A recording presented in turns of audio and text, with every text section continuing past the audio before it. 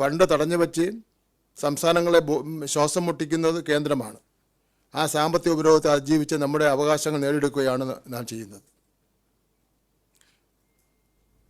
School കോംപ്ലക്സുകളുടെ പേരിൽ ചെറിയ സ്കൂളുകളെല്ലാം പൂട്ടുമെന്ന് പറഞ്ഞൊരു പ്രചരണം നടക്കുന്നു. അതൊന്നും NEP ഞാൻ നോക്കിയാൽ കാണുന്നില്ല. പിന്നെ യഥാർത്ഥത്തിൽ കേരളത്തിൽ ഒരു സ്കൂൾ പോലും അടച്ചുപൂട്ടില്ല. പൂട്ടിയ സ്കൂളുകൾ തുറന്ന പാരമ്പര്യമേ കഴിഞ്ഞ 9 വർഷക്കാലമായി ഇടതുപക്ഷ ജനാധിപത്യ മുന്നണിക്കുള്ളത്.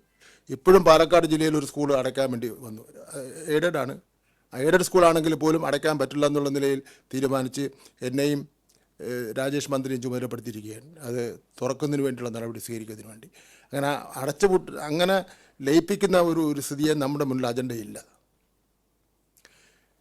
UDF സർക്കാർ അടച്ചുപൂട്ടാൻ തീരുമാനിച്ച സ്കൂളുകൾ ഏറ്റെടുത്ത് സംരക്ഷിക്കുകയും അതിൻ്റെ ഫലമായി പൊതുവിദ്യാഭ്യാസ സംരക്ഷണ യജ്ഞത്തിലൂടെ 9 വർഷം കൊണ്ട് 11 ലക്ഷം പുതിയ കുട്ടികളെ പൊതുവിദ്യാലയങ്ങളിലേക്ക് തിരികെ പ്രവേശിപ്പിച്ച പാരമ്പര്യമാണ് കേരളത്തിലെ ഇടതുപക്ഷ സർക്കാരിനുള്ളത്.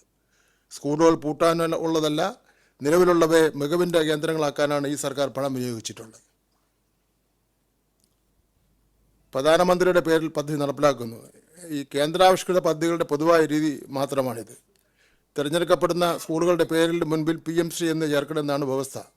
അല്ലാതെ പ്രധാനമന്ത്രിയുടെ പേരോ ചിത്രമോ വയ്ക്കണമെന്നില്ല. അത് ഒരു എഗ്രിമെൻറ്റിലും പറഞ്ഞു. എഗ്രിമെൻറ്റ് കോപ്പി എൻ്റെ ഉണ്ട്, ഇന്നലെ ഒപ്പുവെച്ചതിൻ്റെ കോപ്പിയുണ്ട്. അത് നിങ്ങൾക്ക് കാണാൻ വേണ്ടി തരാം, അല്ലെങ്കിൽ അതിവിടെ വായിക്കാം. ഇപ്പോൾ തന്നെ ഉച്ചഭക്ഷണ പദ്ധതിക്ക് PM പോഷൻ എന്നും ഉന്നത വിദ്യാഭ്യാസ പദ്ധതിക്ക് PM ഉഷ എന്നും പറയുന്നുണ്ട്.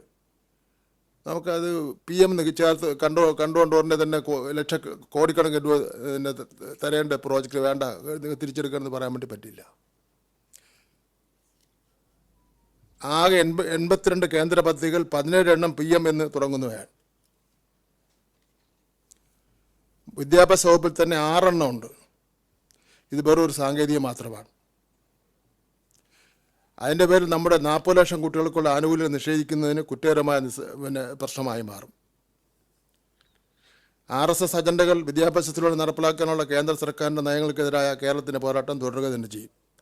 എന്നാൽ സംസ്ഥാനം അതികഠിനമായ സാമ്പത്തിക പ്രതിസന്ധി നേരിടുമ്പോൾ നമുക്ക് അവകാശപ്പെട്ട 1400 കോടിയിലധികം രൂപ വേണ്ടെന്ന് വെച്ച് നമ്മുടെ കുട്ടികളെ പ്രതിസന്ധിയിലാക്കുവാൻ ഈ സർക്കാർ സാധ്യമല്ല.